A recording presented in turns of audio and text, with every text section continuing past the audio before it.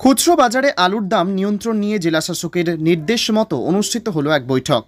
জেলা হিমঘর industry association, English বাজার ও পুরাতন মালদার বিভিন্ন ব্যবসায়ী সমিতি এবং খুচরো ও পাইকারি আলু ব্যবসায়ীদের নিয়ে মালদা জেলা নিয়ন্ত্রিত বাজার সমিতির সভাকক্ষে অনুষ্ঠিত হয় এই বৈঠক।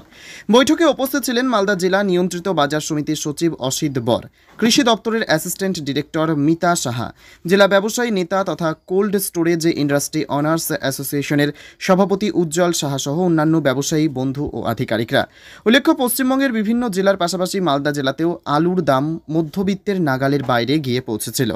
আলুর দাম নিয়ন্ত্রণে উদ্যোগী হয় রাজ্যের মুখ্যমন্ত্রী মমতা বন্দ্যোপাধ্যায়। আলুর দাম নিয়ন্ত্রণে না আসা পর্যন্ত আলু রপ্তানি বন্ধ করার নির্দেশ দিয়েছিলেন মুখ্যমন্ত্রী।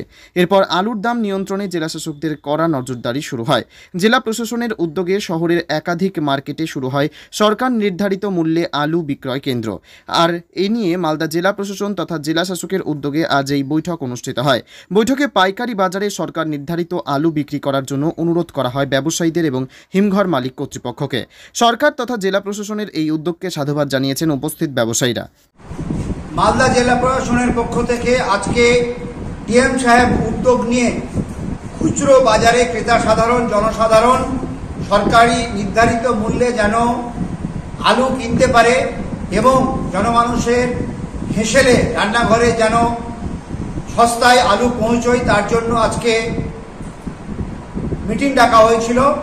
জেলা প্রশাসনের পক্ষ থেকে সরকার নির্ধারিত যে রিটেল প্রাইস আছে সেই রিটেল প্রাইসে যেন আলু বিক্রি করা হয়, সেই জন্য আমাদের কোল্ড স্টোর ইন্ডাস্ট্রি এবং গেট প্রাইসের সঙ্গে যারা যুক্ত পটেটো হোলসেলার, পটেটো মার্চেন্ট এবং ইংরেজ বাজার এবং ওল্ড মালদা পৌরসভা এলাকার যে সমস্ত মার্কেট ব্যবসায়ী সমিতি আছে তাদের নিয়ে আলু রিটেল দাম নিয়ে আজকে বিস্তারিত আলোচনা হয়েছে, মিটিং হয়েছে, সিদ্ধান্ত হয়েছে কোনোভাবেই কোনো রিটেলার সরকারি নির্ধারিত আলুর দামের বাইরে যেন আলু বিক্রি না করে সেই বিষয়ে প্রশাসনের পক্ষ থেকে নির্দেশিকা দেওয়া হয়েছে।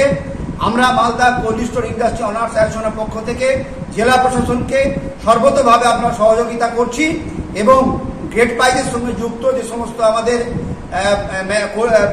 পটেটো মার্চেন্ট আছে, আলু হোলসেলার আছে, আলু ব্যবসায়ী আছে, তারাও কিন্তু সহযোগিতার হাত বাড়িয়ে দিয়েছে। আজকে পর্যন্ত সরকার নির্ধারিত প্রাইসে গেট প্রাইসে আলু বেরোচ্ছে, কিন্তু আমরা লক্ষ্য করছি যে খুচরো বাজারে কিন্তু আলুর দাম কমছে না।